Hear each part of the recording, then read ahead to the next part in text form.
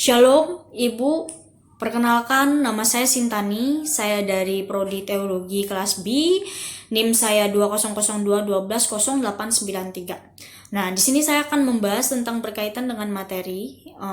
Yang pertama adalah tentang isi Alkitab dan mengenai apa-apa saja yang di dalam kitab tersebut. Yang pertama dari Amsal pasal yang ke-18 ayat yang ke-13. Jikalau seorang memberi jawab sebelum didengar, itulah kebodohan dan kecelaannya. Kemudian yang kedua adalah Yakobus pasalnya yang pertama ayat yang ke-19. Hai saudara-saudara yang kukasihi, ingatlah hal ini, setiap orang hendaklah cepat untuk mendengar, tetapi lambat untuk berkata-kata, dan juga lambat untuk marah. Dari kitab ini yang saya pahami dari kedua kitab ini, yang pertama dari kitab Amsal. Kitab Amsal menyampaikan bagaimana supaya kita bisa mendengar. Lebih baik mendengar terlebih dahulu, janganlah menjawab. Karena biarkan orang tersebut berkata-kata itu di hadapan kita. Biarkan dia menyampaikan pendapat dia. Biarkan dia menceritakan tentang hati dan perasaannya bagaimana, apa permasalahan yang terjadi. Lebih baik kita menjadi seorang yang pendiam, dan artinya diam untuk mendengar dan memahaminya. Kemudian paling kita menjawab iya, dan kemudian juga pada Yakobus ini juga mengatakan cepat untuk mendengar. Nah, cepat untuk mendengar dan memahami tentang apa yang dia sampaikan, apa orang tersebut sampaikan terhadap kita. Itu lebih baik mendengar, karena mendengar itu 50% permasalahan yang terjadi di orang tersebut, membantu orang tersebut untuk menghilangkan 50%. Hanya dengan kita berkata iya, itu sudah memberikan solusi untuk dia, sehingga di jiwanya ketenangan ada, hati dan perasaannya jadi dalam artiannya bisa saling berbagi lah gitu Bu. Komunikasi dalam artiannya dia punya rasa yang tidak canggung gitu Bu, walaupun dalam artinya dia bercerita dengan orang lain seperti itu Bu, membuat dia benar-benar merasa nyaman terhadap kita gitu sebagai pendengar yang baik. Karena lebih baik menjadi pendengar yang baik daripada kita tidak peduli terhadap apa yang diomonginya gitu, daripada kita menjawab terus, daripada kita, dan itu akan membuat perdebatan seperti itu Bu. Itu saya rasa bukan hal yang baik, bukan solusi yang baik untuk dalam artinya untuk orang-orang seperti itu. Mungkin aja permasalahannya berat gitu. Ada permasalahan kan, ada permasalahan ringan, ada permasalahan berat itu yang dihadapi. Kalau terkena permasalahan ringan ya masih bisa lah seperti itu. Tapi kalau terkena permasalahan yang berat, dalam artiannya sulit untuk dilakukan gitu, kita memberi kelocos-kelocos seperti ini, yang merasakan orang tersebut bukan kita seperti itu. Nah, bagaimana supaya kita bisa merasakan hal yang sama juga, dalam artiannya kesulitan orang tersebut, penyesalan orang tersebut. Orang-orang masing-masing berbeda-beda ya Bu. Ada yang dalam artiannya, ada yang terkena korupsi, kehidupan rumah tangga hancur, kemudian juga ada yang terkena narkotika, ada yang salah pergaulan. Jadi semuanya beban yang dalam artinya orang-orang seperti ini, terutama anak-anak muda gitu Bu, terutama kalau misalnya korupsi kan biasanya orang yang lebih tua gitu Bu. Nah, pasti karakternya langsung kayak runtuh gitu. Dalam artinya orang-orang di sana pasti akan membicarakan hal-hal banyak gitu Bu tentang dia gitu. Dan saya rasa ini juga bukan hal yang baik, bukan solusi yang baik kalau kita menjawab terus seolah-olah kita tidak mau mendengar apa yang dia bicarakan, dan dia yang mendengarkan kita berbicara, padahal sebenarnya sebaliknya, kitalah yang mendengar dia berbicara dan kitalah yang memberi solusi untuk dia setelah dia selesai berbicara. Seperti itu sih Bu. Kemudian dari materi yang Ibu sampaikan tadi, ada beberapa hal yang saya pahami, yaitu tentang habit kelima ini, memahami sebelum dipahami. Dalam artinya bagaimana supaya kita bisa memahami tentang orang lain, dan orang lain juga bisa memahami tentang kita. Yang pertama adalah kita harus komunikasi dengan orang tersebut.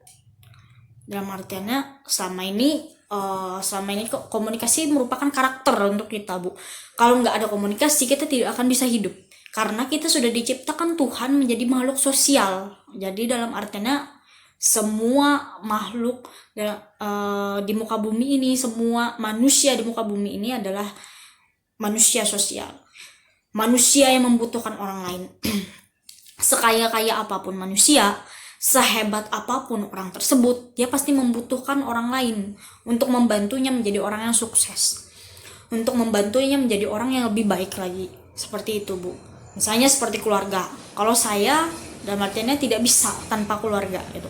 Karena keluarga saya lah yang menyokong saya. Dalam artiannya membantu saya, dalam artiannya untuk maju, untuk bergerak lebih maju lagi. Kemudian kalau saya nggak ada sahabat saya, nggak ada teman saya bukan menjadi makhluk yang sosial. Seperti itu, Bu. Saya mungkin akan menjadi orang yang pendiam, akan jadi orang yang tidak pandai untuk berbicara, tidak berani mengungkapkan pendapat. Seperti itu, Bu. Punya pengaruh besar terhadap hidup saya gitu, Bu. Orang-orang yang teman-teman saya, orang tua saya, keluarga saya, bahkan dosen saya sekalipun, dosen-dosen saya dan guru-guru saya itu merubah saya. Dari saya SD yang awalnya nggak bisa baca, tiba-tiba saat ini bisa baca, jadi seorang mahasiswa, jadi seorang yang mengambil jurusan teologi, jadi ngambil jurusan teologi, Bu, harus bisa berbicara terhadap orang-orang gitu, Bu. Harus bisa memahami orang lain gitu, Bu. Seperti itu sih, Bu, sebenarnya.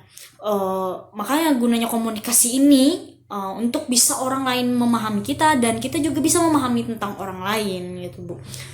Menjadi pendengar yang baik juga adalah salah satu ciri komunikasi yang baik. Seperti itu, Bu. Kemudian juga ada tadi Ibu mengatakan bahwa setiap pribadi itu sering tuh inginnya dipahami, bukannya memahami. Benar, semua orang ingin dipahami. Siapa sih yang nggak ingin dipahami? Semua orang ingin dituruti gitu. Saya juga punya sifat yang egois. Saya ingin dituruti, saya ingin artinya melakukanlah sesuatu hal sesuai dengan keinginan hati saya. Tapi saya tidak bisa memahami tentang orang lain gitu. Bagaimana perasaan orang tua saya, bagaimana perasaan orang-orang di sekitar saya ketika saya memakai keegoisan saya gitu. Saya tidak akan bisa menjadi seorang pendeta yang baik ketika saya hidup dalam artinya di lingkungan, ya saya hidup karena hidup saya sendiri gitu. Kalau kita berpikir karena saya sukses seperti ini bukan karena dukungan orang lain, tapi karena saya sendiri yang hebat gitu. Orang lain mungkin akan menjauh dari kita, mungkin menganggap kita sebagai orang yang sombong, sebagai orang yang angkuh, sebagai orang yang tidak mau mengalah, sebagai orang yang tidak mau dalam artiannya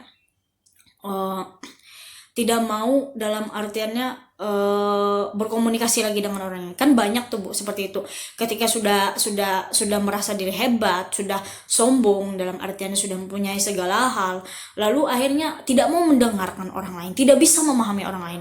Maunya orang lain yang memahami dirinya, bukan orang lain. Saya rasa hal-hal seperti itu tidaklah cocok untuk dalam artiannya kita sebagai manusia, Bu. Karena kita pasti membutuhkan orang lain biar bagaimanapun orang tersebut. Makanya lebih baik menjadi seorang yang pendengar yang baik, memperhatikan dengan cara yang baik. Kemudian nanti setelah sudah selesai semuanya dalam artiannya dia berbicara, kita bisa menghargai orang lain dengan baik juga, pasti imbasnya akan ke kita juga. Itu orang lain pasti kayak dalam artiannya, oh dia enak ya kalau diajak curhat, oh dia enak ya kalau misalnya diajak berbicara, dia punya solusi yang baik untuk saya gitu. Bagaimana juga kita menjadi seorang yang empati gitu terhadap orang lain, punya hati yang luar biasa. Jadi Ibu tadi ada juga menyampaikan lebih baik mendidik atau lebih baik menjadi seorang yang merubah karakter. Saya lebih baik mendidik ketimbangkan merubah karakter. Karena apa? Karena ketika saya mendidik orang tersebut, kita bisa memberi solusi. Kalau merubah karakter, hanya diri dia sendiri yang bisa merubah karakter. Kita hanya memberi solusi terhadap dia, menuntun dia menjadi lebih baik lagi. Yang merubah karakternya, yang merubah keinginannya hanya diri dia sendiri. Sama seperti saya tidak bisa merubah karakter saya. Dalam artinya kalau tidak dari diri saya sendiri, seperti itu, Bu. Bukan karena sokongan orang lain, bukan karena ucapan orang lain gitu. Yang merubah diri itu adalah diri kita sendiri gitu. Orang lain hanya sebagai pendukung, orang lain hanya sebagai penyemangat. Yang menjalani kemudi kehidupan hidup kita adalah diri kita sendiri, bukan orang lain. Tuhan sudah memberikan kita pilihan, 2000 banyak pilihan. Semua pilihan sudah diberikan Tuhan untuk kita. Yang menjalani kehidupan itu hanya kita sendiri itu. Ketika kita mau jadi orang sukses, bagaimana supaya kita bisa menjadi orang sukses? Dengan cara apa kita menjadi orang sukses? Ketika kita mau jadi orang sukses dengan cara yang salah, maka kehidupan kita selanjutnya akan salah. Jadi jangan pernah menyalahkan orang lain terhadap diri kita sendiri. Jadilah dimana kita bisa dari saat ini berpikir untuk kedepannya lagi, seperti itu Bu.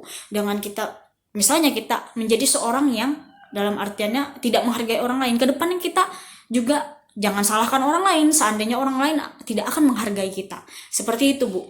Jadi saya lebih baik mendidik ketimbangkan menjadi seorang yang merubah karakter, karena tidak ada orang yang bisa merubah karakter kecuali diri kita sendiri, karena diri kita sendiri yang bisa merubah karakter kita. Dan kemudian juga ada tadi yang dikatakan tergantung dengan siapakah kita, atau kita lihat dulu terlebih dahulu. Makanya kita memperhatikan terlebih dahulu dari cara pengucapan, dari cara dia berkomunikasi, bagaimanakah orang seperti ini berkomunikasi, dan bagaimana supaya kita bisa memahami orang tersebut sehingga kita bisa memberikan solusi terhadap orang tersebut gitu. Seperti itu Bu menurut saya. Dan juga menjadi orang itu bukan karena keterampilan ya Bu untuk bisa memahami orang lain itu, tapi karena ketulusan hati kita mau membantu orang tersebut, karena rasa empati kita tadi sangat tinggi terhadap orang tersebut, seperti itu Bu juga. Dan kemudian juga menjadi seorang yang empati bukan menjadi seorang yang tidak mau mendengar orang tersebut, bukan seorang yang meremehkan orang tersebut, tapi bagaimana supaya kita bisa menjadi orang yang empati. Karena dengan menjadi orang yang empati kita bisa memahami orang lain gitu. Dan juga ketika orang lain juga kita bisa memahami orang lain juga bisa memahami kita. Kita melatih rasa empati kita terhadap orang lain. Jangan karena orang lain tersebut punya masalah gitu lalu kita berjawab dengan sembarangan, yang penting ada solusinya gitu. Bukan, tapi kita mendengar, kita mencari solusi bersama-sama. Oh baik, kita solusinya bagaimana, seperti ini solusinya. Ketika dia sudah berbicara itu, buatlah dia tenang, buatlah dia merasa nyaman terhadap kita gitu Bu, sebagai seorang yang dalam artiannya yang diberikan, dalam artiannya dia mempercayakan semua rahasia terhadap kita, seperti itu Bu. Nah, kemudian dari pengalaman saya tentang beberapa hal, banyak teman-teman saya yang curhat terhadap saya. Saya sebenarnya di masa muda saya ini Bu, tidak semua hal yang bisa saya pahami Bu. Dalam artiannya mungkin saya ada punya sifat egois dan lain sebagainya. Saya hanya memikirkan tentang diri saya sendiri, kadang-kadang itu muncul Bu di benak saya, karena setiap orang kan inginnya dimengerti Bu. Kemudian kalau saya dikatakan untuk seorang yang empati, saya rasa lumayan Bu untuk dikatakan sebagai orang yang empati. Tapi tidak juga sebenarnya Bu bisa dikatakan empati juga Bu, karena saya di usia saya saat ini, saya masih belum bisa mengontrolkan emosi saya bagaimana. Tapi ada teman saya menceritakan tentang pengalaman hidupnya. Dia pernah nangis seperti ini Bu, dia bingung, dia mencari solusi. Bagaimana? Saya bingung, saya lebih memilih masa depan saya atau saya lebih memilih orang tua saya. Orang tuanya ada di Palangkaraya, saya ingin ke Jawa, tapi orang tua saya tinggalkan di sini karena kebetulan ekonominya mungkin sedikit lebih terganggu ya Bu, dalam artiannya seperti itu Bu, mohon maaf. Nah dia bingung Bu, dia menceritakan semuanya dari A sampai Z. Nah saya bisa simpulkan bahwa itu tergantung sama diri kamu sendiri, saya bilang seperti itu. Bagaimana kamu memilih solusinya? Kamu yang saya ingat kata-kata Ibu, yang mengendarai itu adalah diri kamu sendiri. Jadi ikutilah kata hatimu ketika kamu mau, dalam artiannya misalnya kamu mau ke Jawa, kamu mau masuk ke sekolah ini, ke sekolah itu, ya itulah bagaimana supaya kamu bisa lulus dengan cara yang baik di sana, di Jawa. Ketika kamu sudah menjadi orang yang sukses, ketika kamu bisa menjadi orang yang hebat, berarti orang tua kamu bakal bangga terhadap kamu. Itu yang bisa saya katakan terhadap dia Bu. Sekian Bu yang bisa saya ceritakan tentang pengalaman saya mengenai tentang habit pada hari ini. Semoga materi kali ini bisa bermanfaat untuk saya ke depannya, dan saya bisa lebih memahami lagi tentang karakter teman-teman saya tentang bagaimana supaya saya bisa memberikan solusi dan jauh lebih baik lagi. Saya ingin menjadi seorang pendeta yang bisa memahami lagi ke depannya. Mudah-mudahan saya bisa menjadi generasi yang muda yang baik, yang penerus bangsa yang baik, bukan hanya segi dari keterampilan dan lain sebagainya, tapi dari segi untuk memahami orang lain juga, Bu. Sekian dari saya, terima kasih, semoga Tuhan Yesus memberkati. Amin.